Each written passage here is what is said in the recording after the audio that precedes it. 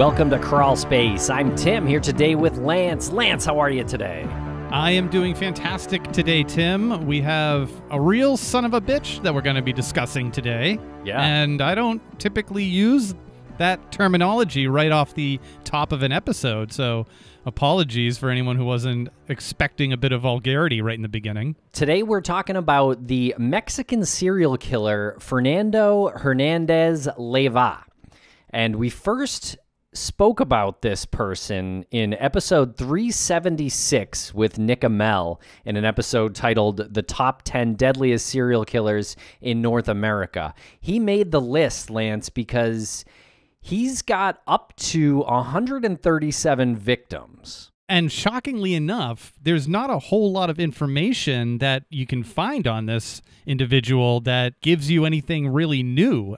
For someone this prolific, I do understand that this was in another country. This was in Mexico, but still, I mean, if you have anybody anywhere talking about 137 murders, 137 homicides, like that is pretty significant, regardless of where you're active as a serial killer. And you have very little media attention. Yeah, good points. I agree. It's strange, I guess, partially because he was last arrested in 1999. Maybe that has something to do with the lack of media interest. Maybe also the language barrier, because he was a Spanish-speaking person in Mexico, and of course, we speak English, but, you know, we did translate a couple of Spanish articles into English for additional info, and yeah, you're right. It just stops at some point, and there is some conflicting information, but this is one of the reasons we wanted to dive into this person, because, well, we hadn't heard of him, and that sounded like an astonishing number, 137. And this research was compiled for us by Bhumika Sharma, so big thanks to Bhumika. We recently had Dr. David Perlmutter on, who is the Dean of the College and Media and Communications at Texas Tech University. We had him on because he is really fascinated with, and we kind of pick each other's brains on how the media covers crime. So in addition to discussing the serial killer with Nick Amell, it kind of fell into the conversation that we've recently had with David Perlmutter. How is it that this individual hasn't been discussed more, and how have we not had his name in the media and just tried to learn from his crimes? Not only that, where are his victims? Yeah, you're making great points. We couldn't find a single name of a victim of his. So, all right, we're going to get into it a little bit deeper. But first, I want to tell you about Crawlspace Premium. We get you early releases, ad-free episodes, and our weekly bonus show, which everybody loves. And it's now available on Apple Podcasts. But if you're not an Apple user, you can go to crawlspace.supportingcast.fm and sign up for Crawlspace Premium there. And it's bundled, Lance. It's not only bundled with Missing, which you just mentioned, that we had David Perlmutter on Missing recently, but it's also bundled with Dark Valley. Dark Valley, our new show that has been produced in-house here by the one and only Jennifer Amell. You can get every episode of that without the ads. First half of the season is there now. Second half of the season should be out by the time this episode has hit your ears. Amazing show, and even better when you can binge it. Okay, everyone, please follow us on social media at Crawlspace Podcast or Crawlspace Pod. We're going to take a quick break here, and we'll be right back to discuss Fernando Hernández Leyva.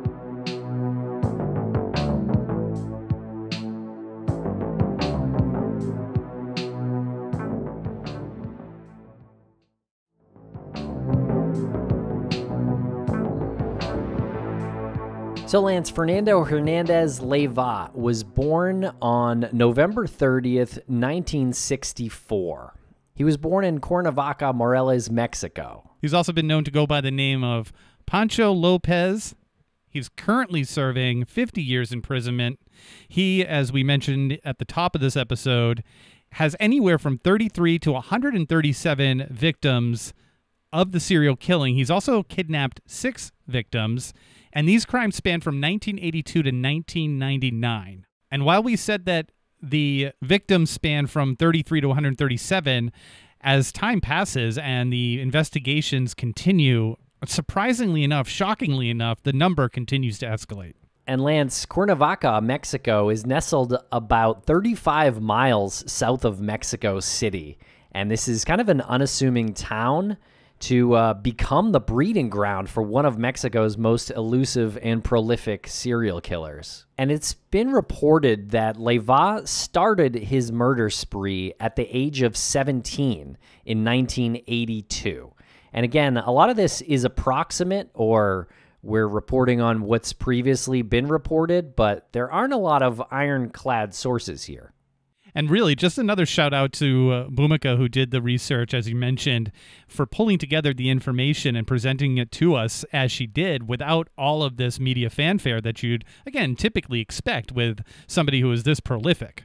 So someone who is 17 or 18 years old and their span of killing was the course of 17 years, that averages to like one person a month that he's killed and gotten away with successfully.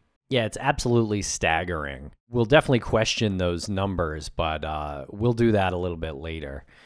And so in 1982, he was apprehended and taken into custody and subsequently convicted for charges related to robbery, which led to his imprisonment. And in the most cliche fashion of escaping from prison, he tunnels through a jailhouse wall.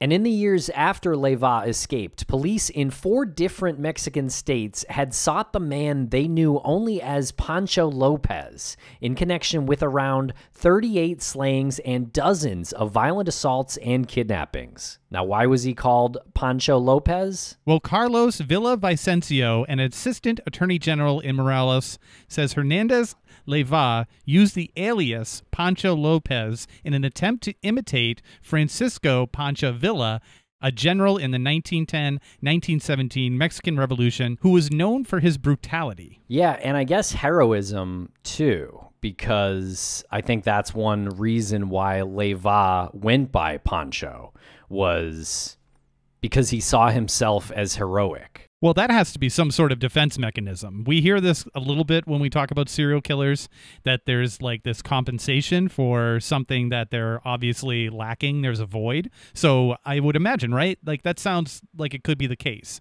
You want to like overstate your heroism as a way to maybe fill that thing that, you know, that empathy that's not there. Yeah, he certainly lacked empathy. Yeah, I think he thought it was heroic to murder people.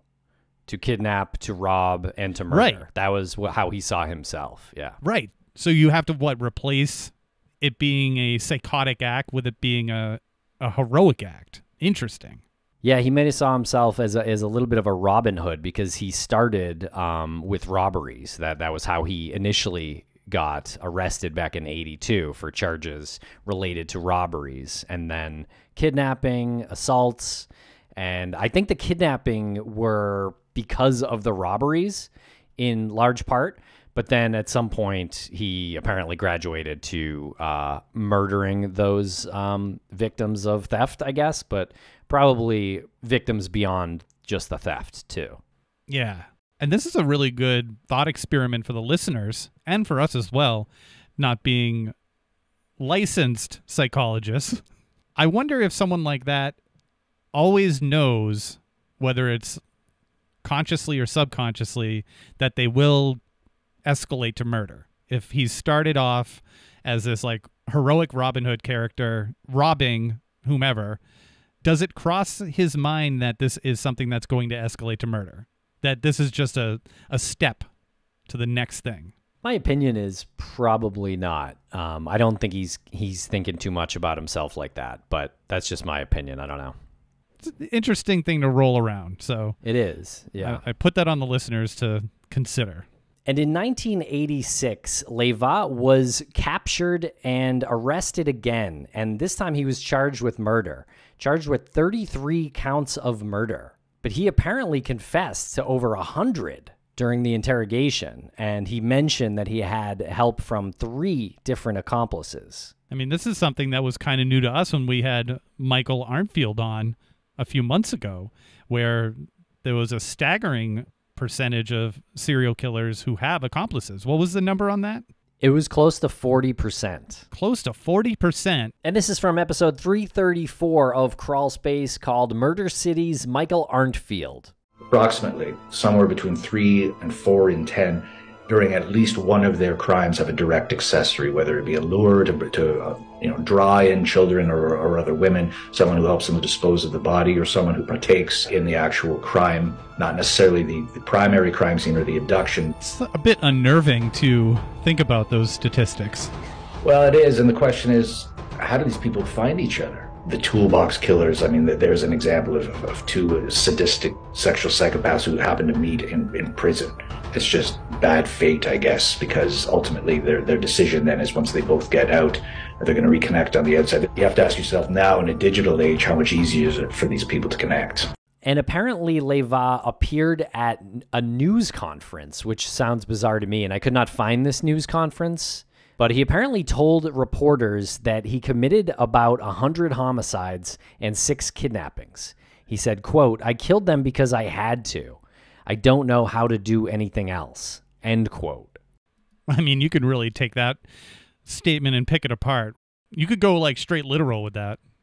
He has no other formal education, and he's really good at this. So this is what he has to do. I kind of think that's what he means. I think he means like he doesn't have skills to work maybe. So he's going to rob people. And in the process of robbing people, he killed a lot of people, dozens of people at least. And in the way where like somebody does their job well and you feel a sense of accomplishment, if you've done your job well and you're proud of it, you feel a sense of accomplishment. I wonder if that was the case with him, or if there wasn't any feeling at all after the murder was perpetrated. Yeah, great question. I don't know. It doesn't seem like he had a long cool down period. Or any cool down period. Yeah, but it does kind of feel like he was at least partially motivated by the theft, robbing people, I guess, for what he needed. I don't know. The way this information has come to us has been a little bit challenging to piece together, because I think during the time, and especially with the Mexican press, you didn't get a lot of solid translation from the sources. So, for example, one story was that in 86, after he was convicted of 33 murders, he was somehow released. And that's what people thought until he was finally arrested in 1999. That's when the real story came to light. He wasn't released. He, in fact, escaped a second time. I know Canadian serial killer Alan Legier had escaped prison in 1989 and went on to murder more people. But I think just Ted Bundy and now Leyva that I'm aware of that escaped twice. How in the world does that happen after the first escape?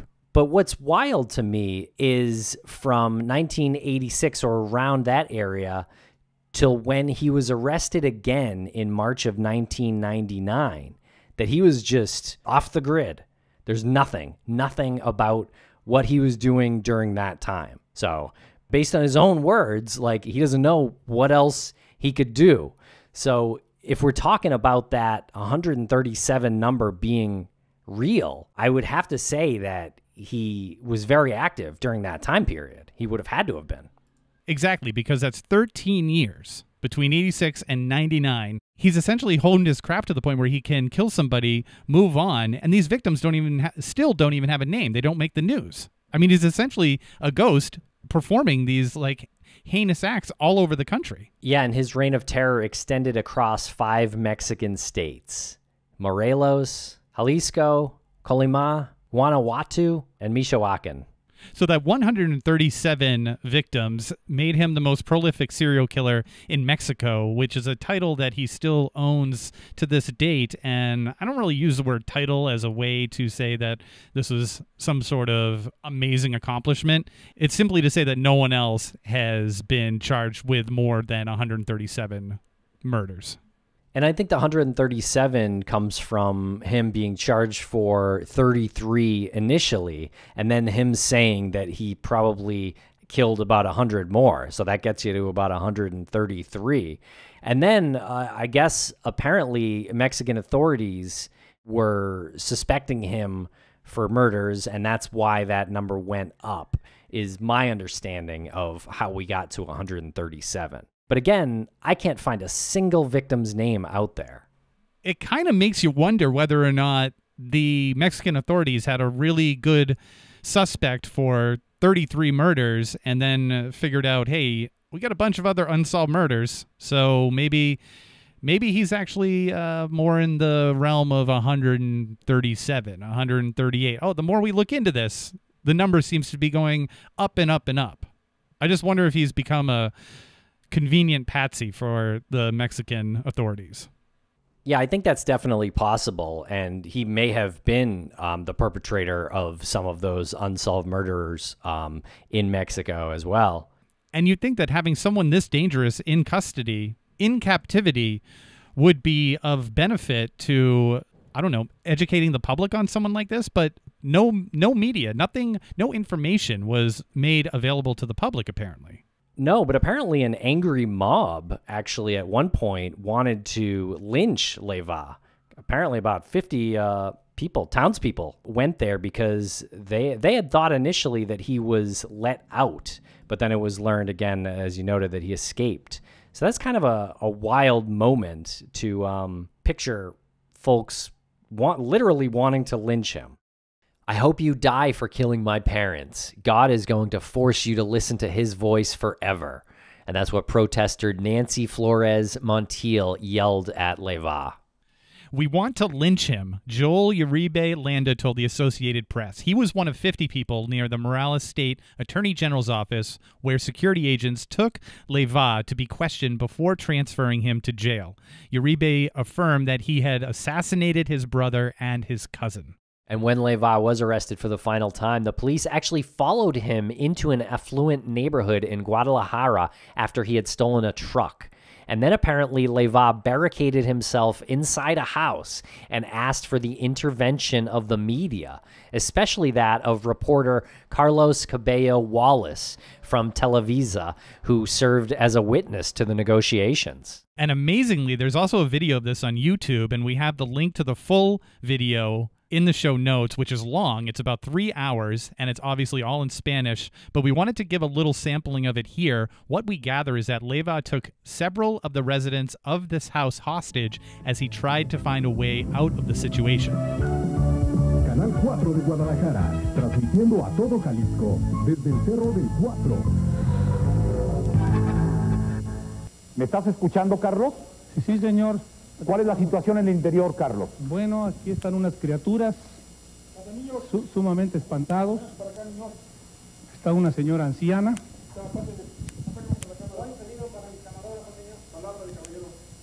Sí. Bueno. Espérense ahí. And after 7 hours of this standoff, Leyva took a vehicle and tried to escape with the journalist.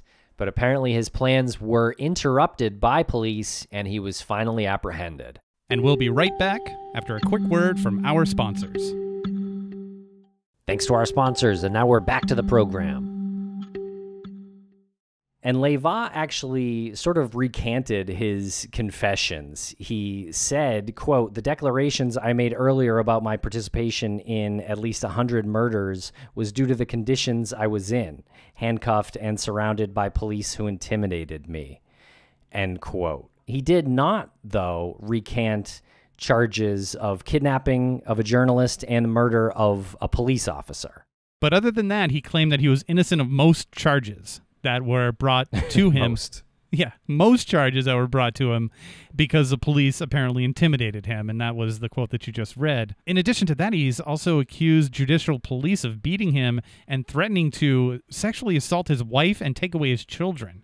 I mean, this is, the more you look into it, opening up into something that is less about, oh, the most prolific serial killer in Mexico. Maybe this person is a psychopath, but maybe he was also a bit used by the authorities at the time. Yeah, but I mean, if he's confessing to killing a police officer, yeah, this guy just seems like a total psychopath to me, and someone who's lying now.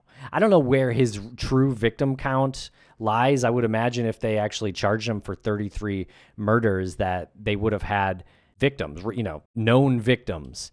But to make that jump for over 100 more, without knowing any victims. I mean, again, there's a real lack of, I don't know if it's journalism or just like media, it's just release of information on who these victims were. It seems like that's too high of a number to actually get to. But again, if he was really free for 13 years, this is a dangerous guy. I don't know. I mean, as we've seen with previous conversations we've had with experts, including the great writer Gillian Lauren, who came on to talk about her experience with Sam Little, who is the most prolific American serial killer. And he had figured out a way to abduct, kill, and dispose of, not even like in a neat manner, people who wouldn't be immediately identified, if identified at all, or immediately missed when they were kidnapped, when they were subsequently murdered. A lot of people didn't even realize that these people had been murdered, and he knew that this was the way that he could do it. He could cross state lines, he could target these marginalized individuals, and the consequences would be very far in the rearview mirror for him. And I'm wondering, like, this clearly is the same thing with this guy if we're up to that amount of killing. Yeah, those are great points. There are a lot of real parallels here between Sam Little and Leyva, for sure, traveling between 5 different states here in Mexico. Yeah, and then even with the confessions, right? We're not 100% sure how many victims Sam Little has. There's a certain number of confessions and then a lesser number of confirmed victims. So I would have to imagine that's kind of the same thing here, but it doesn't seem like there's really anyone working on the confirmed victims at this point. Certainly doesn't. It certainly does not. And I'm wondering what his motivation was when on April 12th, he attempted to hang himself in his jail cell. He's 300 pounds at the time. He had a makeshift rope and it broke. And he suffered some abrasions on his neck. And I'm kind of laughing not to make light of this moment, but it seems like a pretty ill-plotted suicide attempt if you're trying to hang yourself with a makeshift rope and you know how heavy you are. So I'm wondering, is this a way that maybe he was hoping to get transferred, maybe escape after the suicide, or did he really want to try to kill himself? I'm sure the conditions in that prison weren't great, and if he knew he was never going to be able to get out, I don't know. And so, yeah, he was charged in 99 for the murder of that police officer. So that was a 30-year sentence that he was given then. So he's basically looking at his life in prison unless he can escape again. But now I imagine he weighs more, he's older, he's bigger. So that might be out the window. And there was a psychological exam done of Leyva, and he was considered a psychopath because he killed for personal satisfaction. And that's basically what he said, I guess. And he showed intelligence and an absence of fear, nervousness, remorse, or shame. So says the psychological examiner. So this raises a question about the death penalty in Mexico, because the scope of Leyva's crimes ignited a contentious debate in his hometown of Cuernavaca, where many of his victims once lived. So we are not entirely familiar with the Constitution of the United Mexican States, but from Article 22, Section 4, it states the death penalty remains prohibited for political crimes, and for other crimes it may also be imposed for treason to the nation in a foreign war, for parricide, for homicide with treachery, premeditation or unfair advantage, for arson, abduction, highway robbery, piracy, or serious criminal offenses against military order. So it sounds like he would be up for the death penalty, or could be. I don't think they like to use it, but instead it seems like he's serving a 50-year prison term set to be released in 2049. So you can see where the contention would be in his hometown, where it essentially states right here someone like him should be eligible for the death penalty, and not that he might actually be released from prison while he's alive. Yeah, he'd be 85, so he'd be up there. But still, by his own words, he doesn't know what else to do, how else to do anything else. So yeah. I kind of feel like you can't let him out. Well, Tim, you mentioned that he's set to be released in 2049 at the age of 85. But that does carry the possibility of reduced time for good behavior. What do you think the odds are that he's actually released early because of good behavior? I mean, I would hope 0% chance. I would also hope 100% chance that he perishes before he is ever released. I know that might sound mean from me, but if this guy's really clearly guilty of at least 34, don't let him out. Do not let this guy out.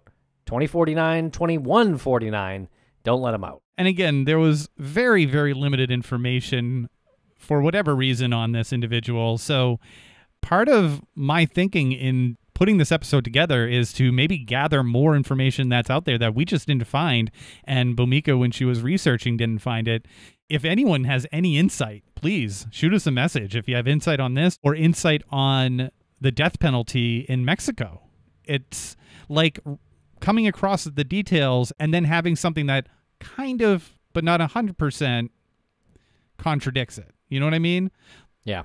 Like there's contention about the death penalty, and then from the Constitution of the United Mexican States essentially says he should be executed. So that's one example of the information that's out there that sort of has a contradictory element to it when you look a little bit deeper. So yeah, we welcome any conversation on this. Yeah, and there is a lot of conflicting information with dates, numbers, things like that. And there was actually there was several sources that stated that there was no information on his childhood.